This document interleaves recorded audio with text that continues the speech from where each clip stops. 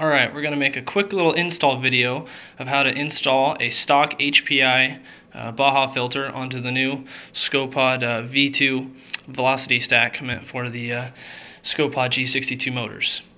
First you want to take the stock filter base, or whatever you want to call it, and put it down on the original mounting plate, and you're going to use these two holes here in the front to drill through, and those will line you up, so it will line you up with the two holes inside the V-Stack.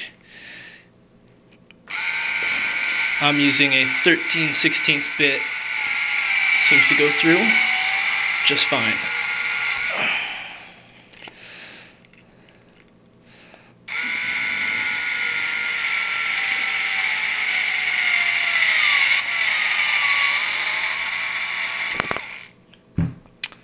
Alright, now that those two holes are drilled through, go ahead and clear out whatever plastic you have left over. And now you have two mounting holes to mount your plate down onto your V-Stack. Double check that the bolts that come with the V-Stack go ahead and fit through the holes. Otherwise you might have to ream them out a little bit. But it should work. Now we need to take the V-Stack and go ahead and put on the two O-rings that plate will set down on and seal into these grooves right here. One, and we'll do two.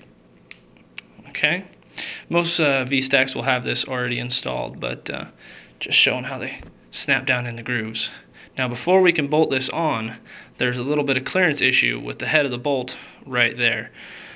Most of you guys all have a Dremel, so I'm going to whip mine out and just give it a little tune up there and make it fit.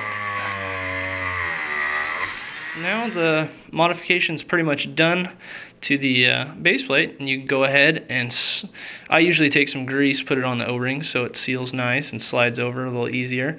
But if you can't get it all the way down over the O-rings, it's okay, because you'll thread these in and they'll find the holes and line up just fine. So we're going to go ahead and start putting the bolts in.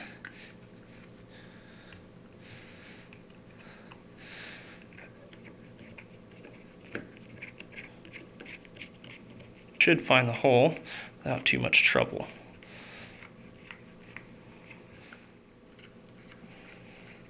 And she goes right down. You're going to want to watch when you get close to tightening these things down. They can pull down too far on the plastic. What I normally do when I put these bolts in, when I'm actually putting it on the motor, you want to use a decent amount of blue Loctite to make sure these bolts don't ever come out, since they don't really have a nut holding them. And that could be very bad if your filter comes loose while running. Suck in dirt, ruin the engine. So go ahead and screw them on down. Alright, well, it looks like we have it pretty much seated all the way. Make sure this bolts all the way down. Looks good. Alright, now our filter setup, the base plate is now mounted on there. Some people like to take out 3 of the little ribs here, give a little more airflow to the motor, especially these bigger CC, but it's not required. Don't want to mess with the rigidity of your filter. And first thing is, we're going to take this large O-ring that's included with the V-Stack. You're going to want to slide it up over here to take the place of not using the original base plate. So when you put the filter setup on, and you got to put on the clamp, it won't be flopping around loose since it's missing a piece. And when I install the filter on the car, I use grease in all the areas in between here on the O-ring, and the filter actually down on the plate, and helps it seal really well, so you have no issues leaking whatsoever. You just want to take it and squeeze it shut with the new O-ring. Makes it a bit tough to get that thing up over there, but there it is. And then you just slip on your last filter element.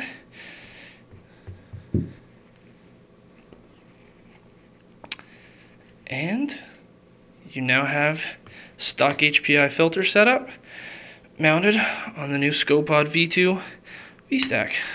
for your G62. Now, she's oiled up, put a pre-filter on her. Of course, it should be mounted on the motor, and she is ready to run. Also, don't ever forget to make sure the O-ring is on the bottom here, unless you're running a gasket, and a little grease around this O-ring wouldn't hurt when you mount it to the motor, and make sure she will not leak and suck any dirt in. Keep your motor good as new. Well, thanks for watching. Thank you for buying the V-Stack, and hope this helps everybody out.